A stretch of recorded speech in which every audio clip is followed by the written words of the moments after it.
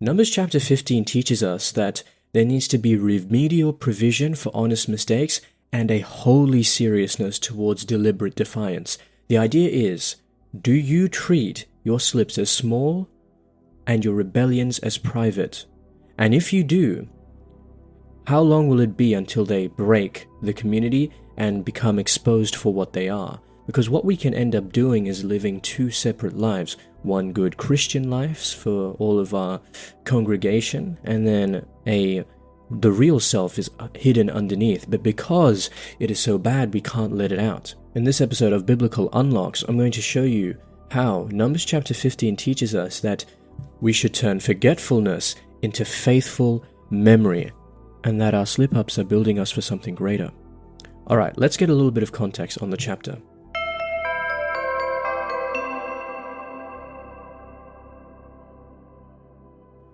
So Numbers chapter 15 actually comes in after the wilderness rebellions and the sentence on the faithless generation. Remember the wandering in the 40 years? And it gives practical laws for life in the promised land, how to offer sacrifices for unintentional sins when living in Canaan, how to treat accidental versus high-handed sin, and the punishment for willful defiance, the one who insults the Lord, and the narrative of the Sabbath breaker, and the command to wear fringes or tzitzit. I don't know if I pronounced that correctly. My Hebrew is not the best. So the fringes on the garments are worn so that God's people will remember and obey, right? And this chapter is actually tying together some very important themes of ethical seriousness and behavioral memory and so on and so forth. Okay, let's read the first 21 verses. The focus here is going to be on offerings for communal, individual, unintentional sin once in the land. Verse 1, the Lord spoke to Moses, saying, Speak to the Israelites and tell them, When you come into the land you are to inhabit, which I am giving you, and you make an offering by fire to the Lord, from the herd or from the flock, whether a burnt offering or a sacrifice, to fulfill a vow or as a free will offering, or at your appointed festivals to make a pleasing odor for the Lord, then whoever presents such an offering to the Lord shall present also a grain offering, 1/10 of an ephah of choice flour, mixed with 1/4 of a hin of oil. Moreover, you shall offer 1/4 of a hin of wine as a drink offering, with the burnt offering or the sacrifice for each lamb. For a ram you shall offer a grain offering, 2/10 of an ephah of choice flour, mixed with 1/3 of a hin of oil, and as a drink offering you shall offer 1/3 of a hin of wine, a pleasing odor to the Lord. When you offer a bull as a burnt offering or a sacrifice to fulfill a vow, or as an offering of well-being to the Lord, then you shall present with a bull a grain offering, 3/10 of an ephah of choice flour, mixed with half a hin of oil, and you shall present as a drink offering half a hin of wine as an offering by fire, a pleasing odor to the Lord. Verse 11, Thus it shall be done for each ox or ram, or for each of the male lambs or the kids, according to the number that you offer. So you shall do with each and every one. Every native Israelite shall do these things in this way, in presenting an offering by fire, a pleasing odor to the Lord. An alien who lives with you or who takes up permanent residence among you and wishes to offer an offering by fire, a pleasing odor to the Lord, shall do as you do. As for the assembly, there shall be for both you and the resident alien a single statute, a perpetual statute throughout your generations. You and the alien shall be alike before the Lord. You and the alien who resides with you shall have the same law and the same ordinance. The Lord spoke to Moses, saying, Speak to the Israelites and say to them, After you come into the land to which I am bringing you, whenever you eat of the bread of the land, you shall present a donation to the Lord. From your first batch of dough you shall present a loaf as a donation. You shall present it just as you present a donation from the threshing floor. Throughout your generations you shall give to the Lord a donation from the first of your batch of dough. Deep Biblical Unlock number 1. God's covenant includes built-in repair. That is, honest or unintentional sin is met by the restorative processes that were described in the first 20 verses, so that the community can actually continue under God's presence. The idea here is that when Israel settles the land and someone sins unintentionally, there are set offerings. There's the burnt, grain, and sin offering for the community or the individual. And that's what we'll see actually that's what we saw in the first 20 verses or 21 verses.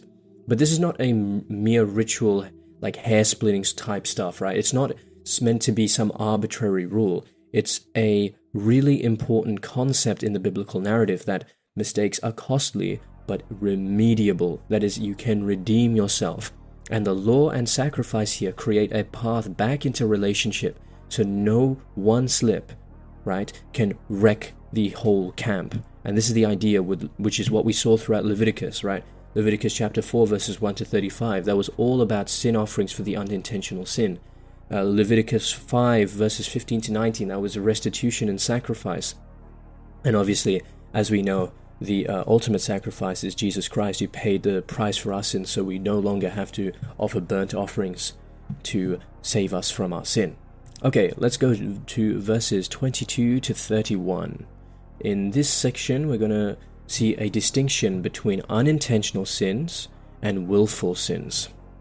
Verse 22, "But if you unintentionally fail to observe all these commandments that the Lord has spoken to Moses, everything that the Lord has commanded you by Moses from the day the Lord gave commandment and thereafter throughout your generations, then if it was done unintentionally without the knowledge of the congregation, the whole congregation shall offer one young bull for a burnt offering, a pleasing odor to the Lord, together with its grain offering and its drink offering, according to the ordinance, and one male goat for a purification offering. The priest shall make atonement for all the congregation of the Israelites, and they shall be forgiven. It was unintentional, and they have brought their offering, an offering by fire to the Lord, and their purification offering before the Lord, for their error. All the congregation of the Israelites shall be forgiven, as well as the aliens residing among you, because the whole people was involved in the error. An individual who sins unintentionally shall present a female goat a year old for a purification offering, and the priest shall make atonement before the Lord for the one who commits an error, when it is unintentional, to make atonement for the person who then shall be forgiven. For both the native among the Israelites and the alien residing among you, you shall have the same law for anyone who acts in error. But whoever acts high-handedly, whether native-born or an alien, affronts the Lord, and shall be cut off from among the people, because of having despised the word of the Lord and broken his commandment. Such a person shall be utterly cut off and bear the guilt." Biblical unlock number 2. There is a clear moral distinction between inadvertent failure, right, and deliberate defiance. If you accidentally or you unintentionally sin, without intention, without malice, this calls for healing. But if you deliberately defy God's covenant, you not only break the covenant, but this demands a decisive response. And the text actually contrasts the person who sins unintentionally, there's an offering available to you, with the one who acts with a high hand or has a stubborn heart, who must be cut off. And the distinction protects both mercy and integrity, because God refuses to let casual rebellion slide under the banner of grace, right? So community life needs both forgiveness and moral boundaries. And this is really important because, as we read in Hebrews chapter 10 verse 26, this is in the New Testament, the same theme applies. As we read, "For if we go on sinning deliberately after receiving the knowledge of the truth, there no longer remains a sacrifice for sin." Alright, let's read verses 32 to 36 now. This is the Sabbath violator. What is the punishment for violating the Sabbath? So, when a public sin appears, do you hide, excuse, or do you address it for the community's sake? Verse 32, "When the Israelites were in the wilderness, they found a man gathering sticks on the Sabbath day. Those who found him gathering sticks brought him to Moses, Aaron, and the whole congregation. They put him in custody because it was not clear what should be done to him. Then the Lord said to Moses, 'The man shall be put to death. All the congregation shall stone him outside the camp.' The whole congregation brought him outside the camp and stoned him to death, just as the Lord had commanded Moses." Okay, biblical unlock number 3. Now this is a bit of a more difficult section of the chapter to read because obviously we see the capital punishment applied to someone who basically broke the Sabbath, right? Now, if we view this in our own contemporary lens, it becomes quite easy to reject the God of the Bible as being a morally evil God. But I want to just reframe this a little bit just so that this makes a lot more sense. The Bible itself never says that this was an easy or a happy thing to do, because the community themselves were uncertain, right? The man was detained, and they explicitly waited for God's instruction, right? And we feel like, oh, this is morally wrong. It's not a lack of faith on our part. It's just a morally awake response. I want to point out something as well, which is the fact that the Sabbath wasn't just a minor rule. It was covenantal treason. In ancient Israel, if you broke the Sabbath, it wasn't like skipping church. It was a public rejection of the covenant, a denial of God as creator and liberator, that's what we read in Exodus, and a symbolic return to slavery and self-sovereignty. Because Israel is not just some religious group here, it's a theocratic nation-state, and some commands functions like capital crimes because they threaten the survival of the whole community. That doesn't make it emotionally satisfying, but it explains why the Israelites understood this as catastrophic, right? And I must mention again that this law was for a specific time, and it is not God's final word on justice. Even within the Bible, capital punishment for Sabbath breaking disappears because later prophets emphasize mercy over sacrifice, heart over ritual, and life over legalism. And when Jesus actually confronts this tradition, when Jesus heals someone on the Sabbath and refuses to condemn the woman caught in adultery, which is another capital offense, because he reframes God's character, he doesn't contradict it. Christians, we all believe that this is a progressive revelation, that God meets humanity where it is and then moves it forwards. And Jesus doesn't stone Sabbath breakers, he restores them. And what that means is God's mercy here doesn't mean that God never judges. The hardest balance for Christians to recognize is that biblically God is merciful and forgiving, but also morally serious about harm, injustice, and covenant breaking. And Numbers shows what justice looked like in a fragile early stage society trying to survive. The gospel shows what justice looks like when God steps into human flesh and absorbs violence rather than inflicting it. And you're not required to say that this was a good thing, right? This is something that was just understood in its time. It is simply God working through limited human systems and a progressive revelation that becomes more clearer and reframed when Jesus comes into the picture. But remember, the Bible is not written to you because you are not the original recipient of these scriptures. So we must understand the context within which these biblical stories take place. Okay, let's read verses 37 to 41 now. Verse 37, the Lord said to Moses, "Speak to the Israelites and tell them to make fringes on the corners of their garments throughout their generations, and to put a blue cord on the fringe at each corner. You have the fringe so that when you see it, you will remember all the commandments of the Lord and do them, and not follow the lust of your own heart and your own eyes. So you shall remember and do all my commandments, and you shall be holy to your God. I am the Lord your God, who brought you out of the land of Egypt to be your God. I am the Lord your God." Biblical unlock number 4. So God actually can supply a tactile reminder, so for example tassels on the garment or other sort of reminders that allow you to remember that memory becomes embodied and obedience is a habitual thing. That is, God commands fringes on the corners of the garments with a blue thread so that when people see them, they will remember all the commandments and return to the Lord who redeemed them from Egypt. And the theological point here is that obedience is fragile, so God gives an external, visible device to retrain the eye and the will, so that people's bodies, or clothes, become a sermon that interrupts forgetfulness and triggers that fidelity to the covenant. This is interesting as well because you can also sort of see this in everyday life or even contemporary society. People will wear crucifixes, people will wear jackets or have phone cases which speak about the Lord Jesus Christ, right? Because they want to remind themselves, this is the moral standard that I'm meant to be living up to, and this is the person who died for me. Okay, so let's see how Jesus Christ is actually fulfilled in Numbers chapter 15.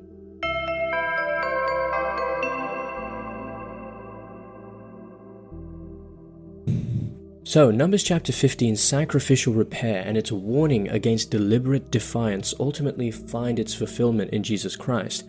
Because, as we said before, Jesus Christ is the true and final sin offering whose once-for-all atonement makes ritual repairs anticipatory types. That is to say, what we've seen in the past or what we've seen in this chapter is merely a precursor for the ultimate once-for-all sacrifice for all mankind. At the same time, the New Testament warns about persisting in willful rebellion, as we saw in Hebrews chapter 10, verse 26. So the gospel does not license hard-hearted defiance against the Lord. In fact, as we read in Hebrews chapter 10, verse 10, the author of Hebrews writes, "And by that will we have been sanctified through the offering of the body of Jesus Christ, once for all." I just wanted to say one more thing about this chapter as well as fulfilling Jesus Christ.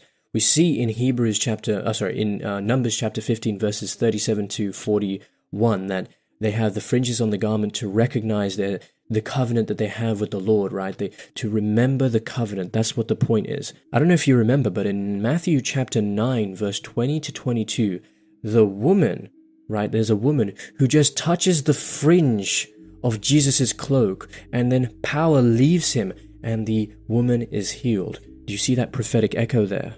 The idea here is that because you see in Numbers chapter 15, verse 39, we read, "You have the fringe so that when you see it, you will remember all the commandments of the Lord and do them, and not follow the lust of your own heart and your own eyes." Who was able to do that? Who was able to not follow the lust of your own heart and your own eyes? No one, except Jesus Christ. So when he touches the fringe, which represents the commandments of the Lord, which represents the Lord, power leaves Jesus, because he was the only one who was able to truly not follow the lust of his own heart and his own eyes. And he was able to recognize and remind everyone that he is the true fulfillment of the covenant and commandments of God, because he is God in man.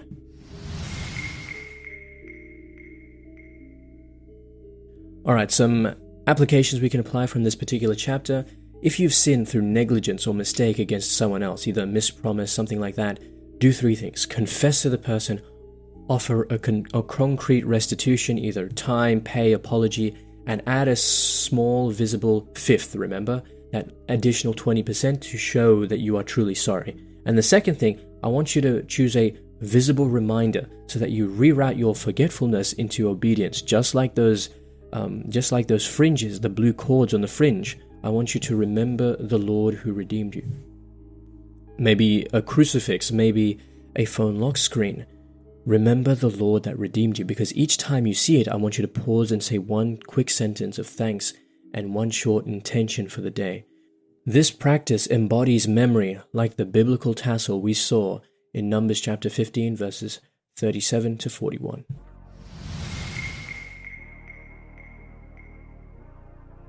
Alright, that's it for this episode of Biblical Unlocks. Next episode we'll open up Numbers chapter 16, where we're going to see Korah's rebellion. This is a really important factor in the biblical narrative throughout all of Numbers.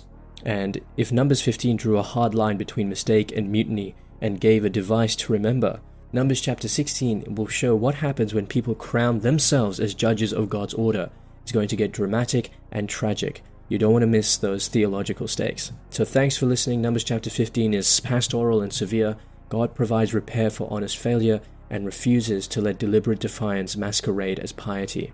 So, thank you so much for watching. Until next time, confess quickly, repair faithfully, and wear a reminder so your life bends back towards God.